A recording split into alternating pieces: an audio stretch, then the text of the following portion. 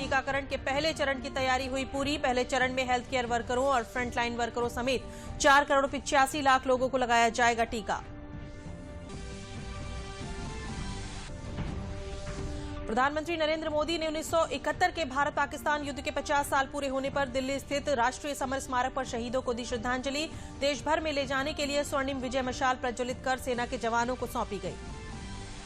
प्रधानमंत्री नरेंद्र मोदी ने कहा, नए कृषि कानूनों को लेकर किसानों की हर शंका का किया जाएगा समाधान। किसानों का हित सरकार के लिए है सर्वोपरि। विपक्ष पर किसानों को गुमराह करने का लगाया आरोप।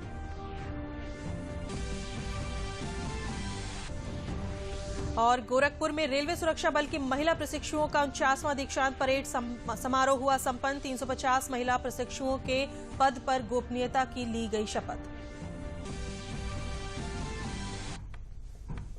नमस्कार, मैं हूं अलका सिंह और अब समाचार विस्तार से। प्रदेश में कोरोना टीकाकरण के पहले चरण की तैयारी लगभग पूरी हो चुकी है। पहले चरण में 4 करोड़ 85 लाख लोगों को टीका लगाया जाएगा। टीकाकरण की रणनीति के मुताबिक पहले चरण में 7,65,000 हेल्थ केयर वर्करों तथा 22,30,000 फ्रंटलाइन वर्करों को टीका लगाकर इस अभियान की शुरुआत की जाएगी। इसके बाद मतदाता सूची के माध्यम से आयु के आधार पर प्राथमिकता सूची तैयार कर टीकाकरण किया जाएगा। केंद्र सरकार द्वारा जारी गाइडलाइन का पालन करते हुए टीकाकरण अभियान को पूरा करने के लिए प्रदेश सरकार ने रणनीति तैयार की है।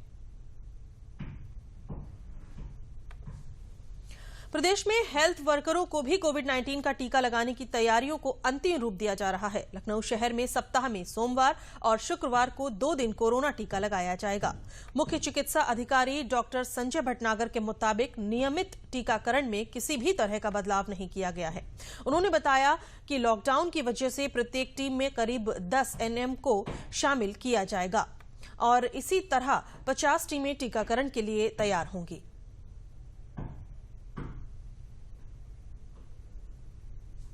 प्रधानमंत्री नरेंद्र मोदी ने 1971 के भारत पाकिस्तान युद्ध के 50 साल पूरे होने के मौके पर दिल्ली स्थित राष्ट्रीय समर स्मारक पर शहीदों को पुष्प चक्र समर्पित कर श्रद्धांजलि दी। इस मौके पर रक्षा मंत्री राजनाथ सिंह, प्रमुख रक्षा अध्यक्ष जनरल विपिन रावत और तीनों सेना के प्रमुख भी मौजूद थे।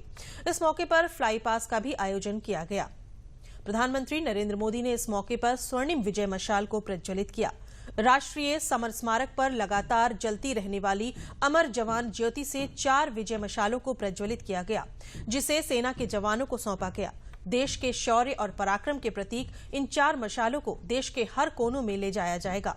इसके पश्चात ये मशालें वापस दिल्ली लौटेंगी। और प्रधानमंत्री नरेंद्र मोदी ने इस मौके पर राष्ट्रीय समर स्मारक पर आगंतुक पुस्तिका में अपने विचार भी साझा किए।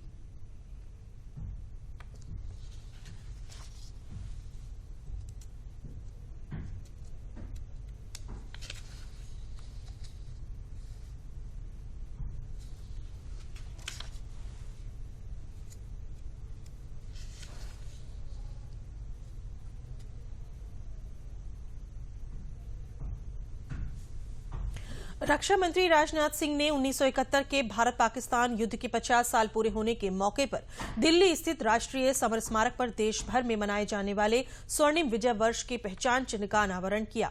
इसी के साथ पूरे साल तक चलने वाले स्वर्णिम विजय वर्ष समारोह की शुरुआत हो गई है।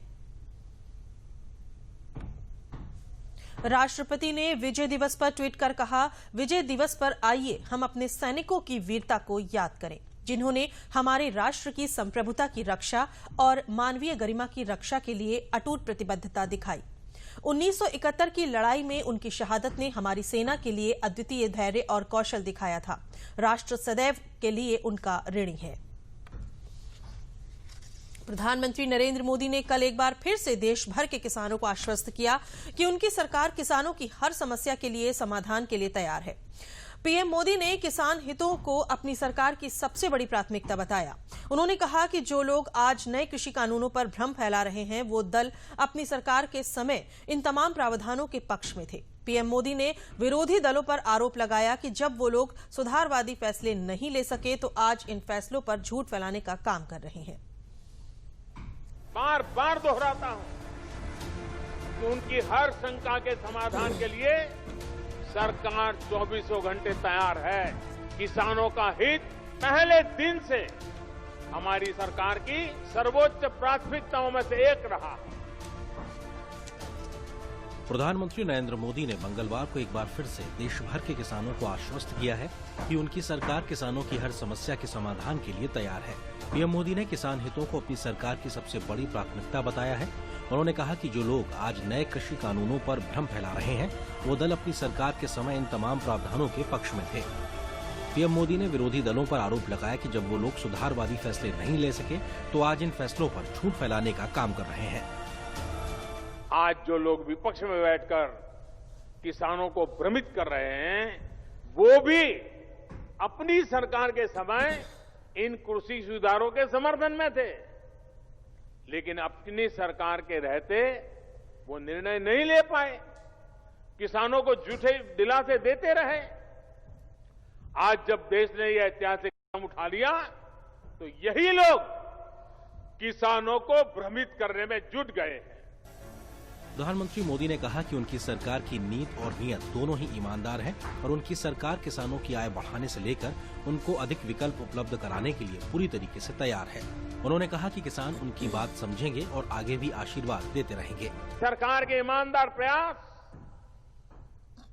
और जिसको करीब करीब पूरे देश ने आशीर्वाद दिए हैं, देश के हर कोने के किसानों ने आशीर्वाद दिए हैं। मुझे विश्वास है कि किसानों के आशीर्वाद की ये ताकत, देश भर के किसानों के आशीर्वाद की ताकत, जो भ्रम फैलाने वाले लोग हैं, जो राजनीति करने पर तुले हुए लोग हैं, जो किसानों के कंधे पर बंदूकें फोड़ रहे हैं,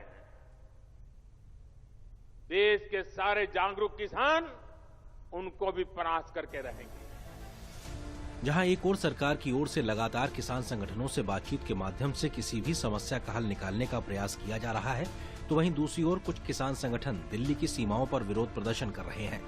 इस बीच मंगलवार को भी किसान संगठनों का कृषि मंत्री से मिलने का सिलसिला जारी रहा। भाजपा किसान मोर्चा के अध्यक्ष राजकुमार चाहर के साथ कई किसान संगठनों के नेताओं ने कृषि मंत्री नरेंद्र सिंह तोमर से मिलकर नए कृषि कानूनों का समर्थन किया और किसानों के बीच भ्रम फैलाए जाने की बात भी कही। कई जगह किसान कुछ भ्रम फैला रहे हैं और इसलिए इन लोगों के मन में भी भ्रम था।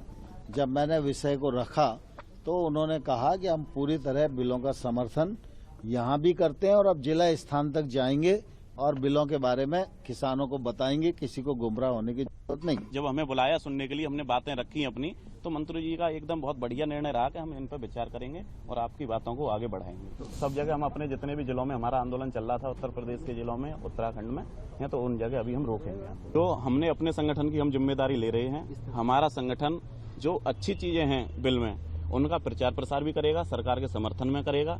इससे पहले भी सोमवार को देश के कई राज्यों के 18 किसान संगठनों के नेताओं ने कृषि मंत्री से मुलाकात की थी, तो रविवार को उत्तराखंड के किसानों ने कृषि मंत्री से मुलाकात की थी। सभी ने नए प्रावधानों का समर्थन किया था और नए कानूनों को किसान के हित में बताया था। इस बीच सरकार की ओर से भी तमाम मंत्रियों ने भी एक बार फिर से विपक्षी दलों पर निशाना साधा और बिना आधार के किसानों के नाम पर विरोध करने की बात कही है। कई प्रकार से किसानों से वार्ता हुई है, लेकिन किसान के हित में जो बातें हैं उसको ओझल करने का काम कम्युनिस्ट और कांग्रेस के नेता लोग करने का काम कर रहे हैं और आप देख रहे हैं, इसलिए किसानों के हित में उठाया गया कदम है। नियत और पूरी तरह से इनकी जो है वो नियत में खो है और ये चाहते ही नहीं कि किसानों का कोई मुद्दा उसका समाधान हो, क्योंकि किसानों के जो न सशक्तिकरण के साथी हैं ये और न सफलता के साथी हैं। जब इनके ऊपर बहस करने का समय था पार्लियामेंट के अंदर, तब तो श्रीमती सोनिया गांधी जी भी और राहुल गांधी जी भी वो अमेरिका चले गए, लेकिन जैसे ही कानून पास हुए अगले दिन आ गए और पंजाब में जाके राहुल जी ट्रैक्टर के ऊपर बैठ गए, किसानों को भड़काना शुरू किया।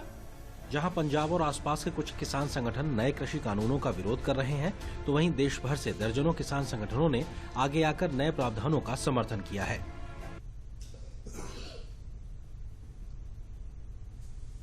केंद्रीय सूचना एवं प्रसारण मंत्री प्रकाश जावड़ेकर ने भारतीय उद्योग परिसंघ के बिग पिक्चर समिट को संबोधित किया। उन्होंने क्या कहा, आइए देखते हैं।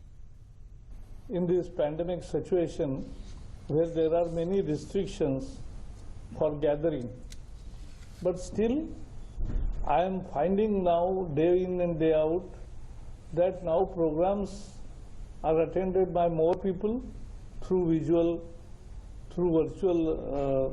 video conferencing, and they join in a large number. There is programs are crispy and in a way more tasty. What is more important is that we are a country where the growth of communication technologies is phenomenal. We have now 1.2 billion mobile phones in the country. सूचना प्रसारण मंत्रालय के सचिव अमित खरे ने दुनिया में भारतीय media की दक्षता को रेखांकित करते हुए कहा कि देश में शिक्षा के क्षेत्र में बड़े अवसरों पर जोर दिया गया। Media and entertainment has tremendous soft power to project India. In the 75th year of independence, starting from say 2022, if we can use our platform of CII to project India's soft power through media and entertainment, about education technologies, about gaming, that would be another sector which is a growing sector, and all of us can work together. Prasar Bharati के मुख्य कार्यकारी अधिकारी शशि शेखर वेम्पति ने कार्यक्रम को संबोधित करते हुए कोविड-19 महामारी के दौरान शिक्षा के क्षेत्र में दूरदर्शन और ऑल इंडिया रेडियो की भूमिका की सराहना की। I'm going to highlight a different aspect of the TRPs, and this is where the ratings that Doordarshan achieved through the airing of Ramayana and Mahabharat during the lockdown weeks, which are national record, but also went on to underline that there is still an audience for wholesome family content, and the public channels continue to be the channels that bring families together. The period also saw a very interesting aspect of what is unique about public broadcasting in India. When schools were closed, universities shut, the channels of Doordarshan and the stations of All India Radio started carrying educational classes across states. राज्यपाल आनंदीबेन पटेल ने कहा है कि आत्मनिर्भर भारत के निर्माण के लिए सामाजिक शोध की बहुत आवश्यकता है। राज्यपाल ने मंगलवार को राजभवन में गोविंद वल्लभ पंत सामाजिक विज्ञान संस्था तथा प्रयागराज मेला प्राधिकरण के संयुक्त तत्वाधान में स्थापित कुंभ अध्ययन केंद्र का वर्चुअल उद्घाटन के मौके पर यह बात कही। उन्होंने कहा कि कुंभ जैसे महत्वपूर्ण आयोजन के लिए अभी तक देश में कोई शोध केंद्र नहीं था। अब ये केंद्र कुंभ मेले से संबंधित शोध, अभिलेखीकरण एवं ज्ञान विमर्श पर आधारित होगा। उन्होंने कहा कि ये केंद्र प्रयागराज के कुंभ क्षेत्र के लिए बेहतर संयोजन साबित होगा। साथ ही इसे देश और विदेश से आने वाले पर्यटक प्रयागराज के संस्कृत स्वरूप को और बेहतर तरीके से जान सकेंगे। केंद्र सरकार ने कहा है कि कोरोना के कारण संसद का शीतकालीन सत्र नहीं होगा। अगले साल जनवरी में सत्र की बैठक आयोजित करना उपयुक्त होगा। केंद्रीय संसदीय कार्य मंत्री प्रहलाद जोशी ने कहा है कि सर्दियों का महीना कोरोना के प्रबंधन के लिहाज से बेहद अहम है। जोशी ने कहा कि उन्होंने विभिन्न राजनीतिक दलों के नेताओं से संपर्क स्थापित किया है और कोरोना महामारी पर चिंता जताते हुए संसद के शीतकालीन सत्र से बचने की सलाह दी है। डीडी न्यूज यूपी पर 15 दिसंबर से नए परिवर्तन और नए समय के साथ प्रादेशिक समाचार प्रसारित किए जा रहे हैं।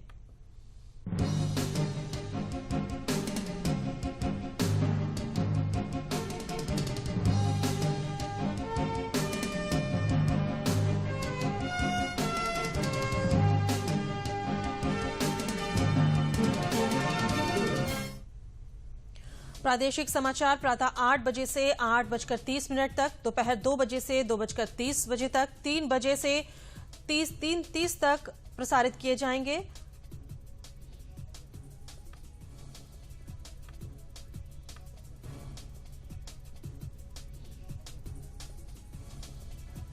पांच बजे से 5:30 तक।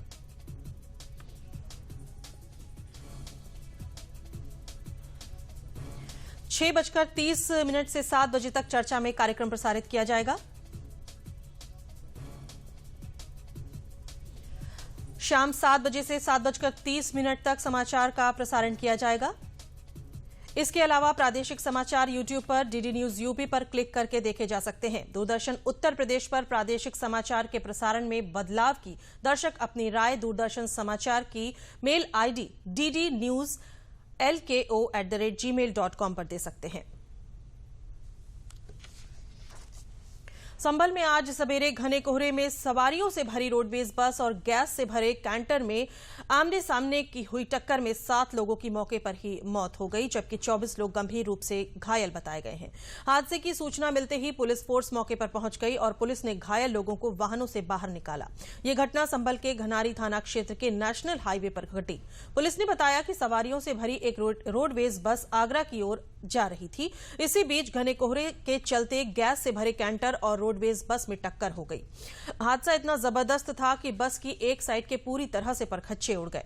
घायलों को तत्काल अस्पताल भेजा गया। पुलिस अधीक्षक चक्रेश मिश्रा ने मृतकों की संख्या बढ़ने की संभावना जताई है। प्रदेश के मुख्यमंत्री योगी आदित्यनाथ ने ट्विटर पर भेजे अपने संदेश में संभल में हुई सड़क दुर्घटना में लोगों की मृत्यु पर गहरा शोक व्यक्त किया है। उन्होंने जिला प्रशासन को इस हादसे में घायल हुए लोगों का समुचित उपचार कराने के निर्देश दिए हैं।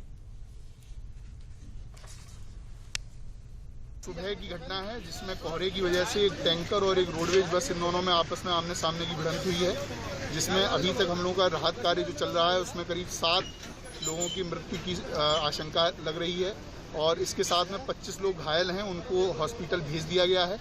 राहत कार्य लगातार चल रहा है। चूँकि ये गैस का टैंकर है इसलिए आसपास से भीड़ को हटाया गया है और इसमें मैं और डीएम साहब हम लोग मौके पर हैं और इसके साथ में ये अभी कुछ लोग हैं जो इसके अंदर फंसे हुए हैं, उनको निकाले जाने का कार्य चल रहा है। अक्सर वाहनों के पीछे लिखा रहता है कि धीरे चले सुरक्षित घर पहुंचे। वाहन चलाते समय आपकी सतर्कता ही जीवन का सुरक्षा कवच है, लेकिन आंकड़ों के मुताबिक सीधे मार्गों पर रफ्तार भरी मनमानी इंसानी जीवन पर भारी पड़ रही है। ताजा आंकड़ों के मुताबिक सबसे अधिक हादसे और मृत्यु सीधे मार्गों पर हो रहे हैं। लंबा और सीधा मार्ग, सड़क पर बने मोड़, कट, गड्ढे, पुल और पुलियों पर होने वाली दुर्घटनाओं के आंकड़ों के मुताबिक वर्ष 2019 में उत्तर प्रदेश में करीब 42,572 दुर्घटनाएं हुई, जिनमें 22,665 लोगों की जान गई। वहीं सीधे मार्गों पर 15,336 हादसों में 8,662 लोगों की मृत्यु हुई। परिवहन आयुक्त ने बताया कि सड़क दुर्घटनाओं की रोकथाम के लिए वाहन चलाने वालों को यातायात संकेतकों को ध्यान में रखकर वाहन चलाना चाहिए। ठंड में कोहरे के मौसम में गाड़ी की गति धीमी रखनी चाहिए और संकेतकों का अवश्य ध्यान रखना चाहिए और नियंत्रित गति में वाहन चलाना चाहिए। वहीं जिन मार्गों पर निर्माण कार्य चल रहा हो वहां अतिरिक्त सावधानी बरतनी चाहिए।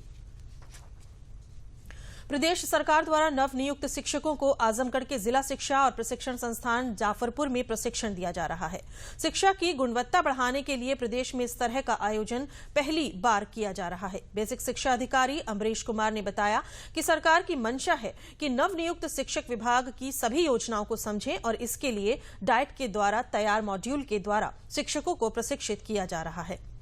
इसके साथ ही शिक्षकों को मिशन प्रेरणा, लक्ष्य और प्रेरणा सूची तालिका के बारे में बताया जा रहा है। शिक्षकों को 3 मॉड्यूल दिए गए हैं जिससे वे बेहतर शिक्षण कार्य कर सके। डाइट के प्राचार्य अमरनाथ राय ने बताया कि इस ओरिएंटेशन कार्यक्रम का उद्देश्य नवनियुक्त शिक्षकों को विद्यालय में भौतिक संसाधनों के साथ सरकारी संसाधनों से अवगत कराना है, जिससे वे विद्यालय प्रारंभ होने से पहले पूरी तरह से तैयार हो सकें।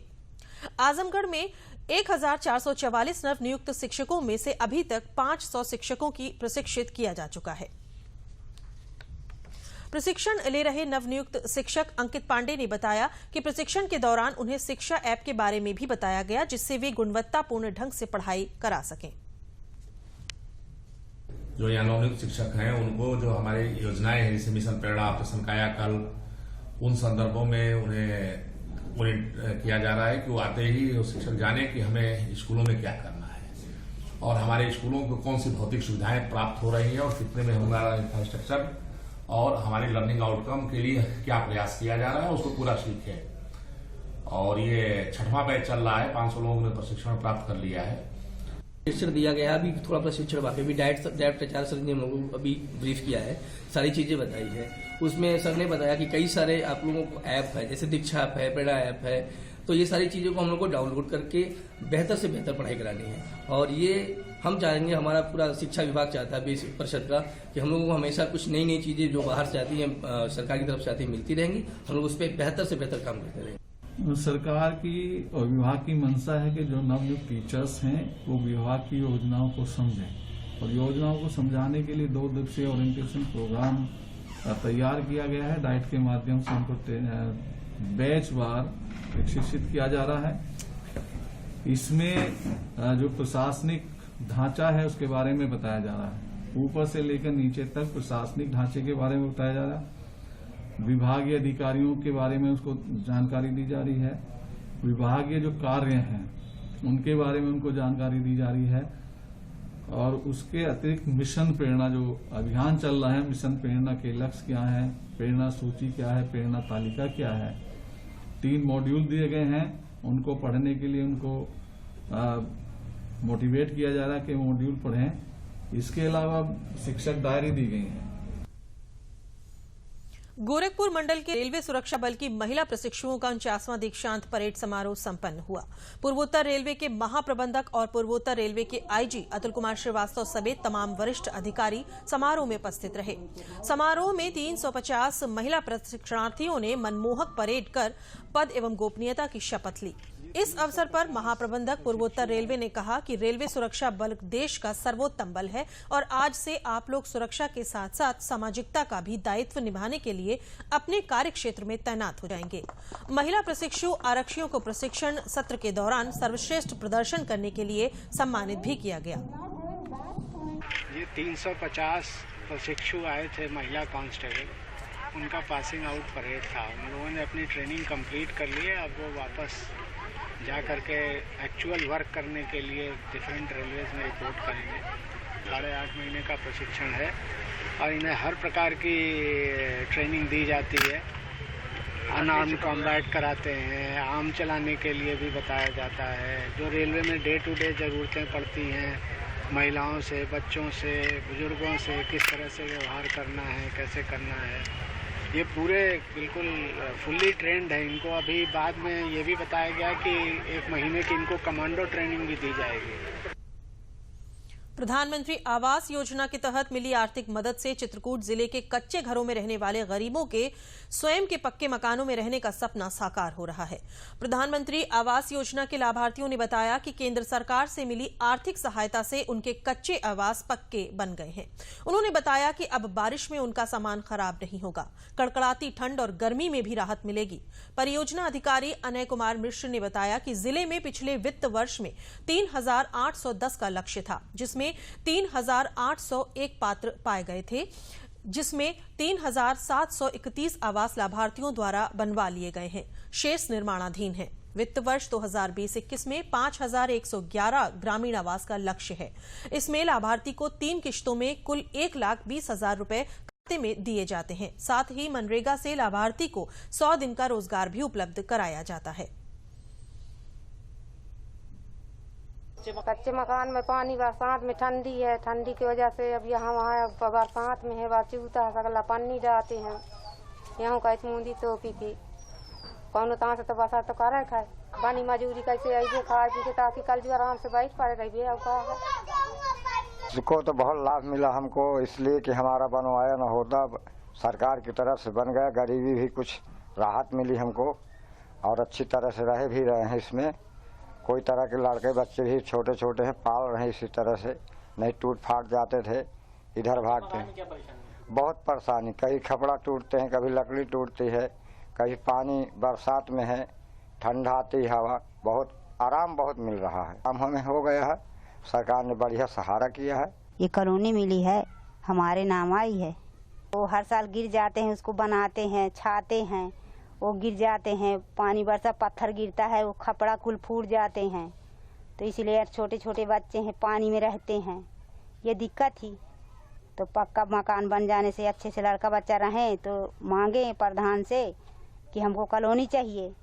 जब कहे वोट दियो, जब तुम्हें मिलेगी कॉलोनी मिलेगी, जब हमको कॉलोनी दिया, कच्चे मकान वाली परेशानी दूर हो गई। जब से कॉलोनी मिली तब से का कहती सफाई रहती है, या नहीं तो खपरा मंगाओ, लकड़ी मंगाओ, या चीज मंगाओ, छवैयन का ढूंढो। जब से पक्का मकान बन गया है तब से हमें कुछ ठीक है। बरेली स्थित केंद्रीय कारागार में इन दिनों सजाए याफ्ता बंदियों ने प्रशिक्षण प्राप्त कर मशरूम की खेती करनी शुरू कर दी है।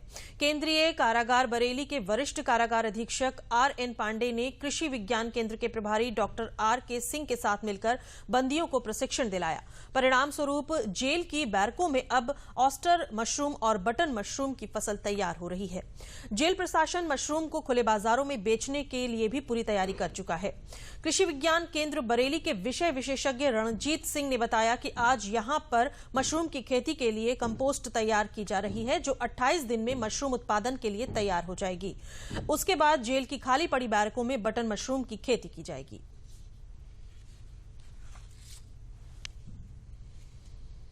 कृषि विज्ञान केंद्र के सहयोग से हमारा दूसरा जो प्लान है ओएस्टर मशरूम की खेती का, वो लगाया जा चुका है, जिसमें भी 30-40 बंदी हमारे इंगेज हो गए। उसका प्रोडक्शन भी अब शुरू हो गया है।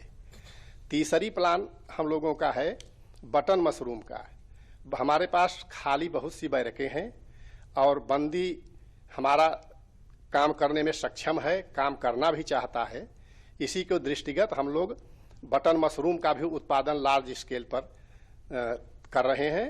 हम लोगों ने जेल प्रशासन के साथ मिलकर के यहाँ के कैदियों के लिए ये प्रशिक्षण का प्लान किया है। मशरूम उत्पादन का प्रशिक्षण दिया जा रहा है। देखिए, मशरूम के लिए अंत में प्रमुख समाचार एक बार फिर।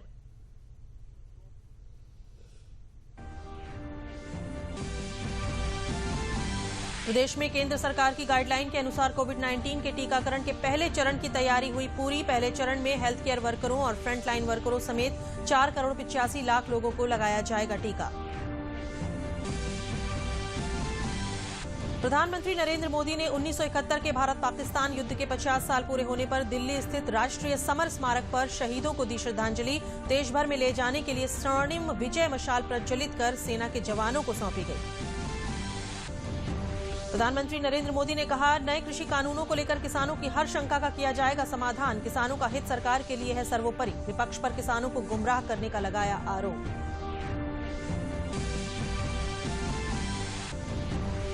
और गोरखपुर में रेलवे सुरक्षा बल की महिला प्रशिक्षुओं का 49वां दीक्षांत परेड समारोह हुआ संपन्न। 350 महिला प्रशिक्षुओं ने पद और गोपनीयता की ली शपथ।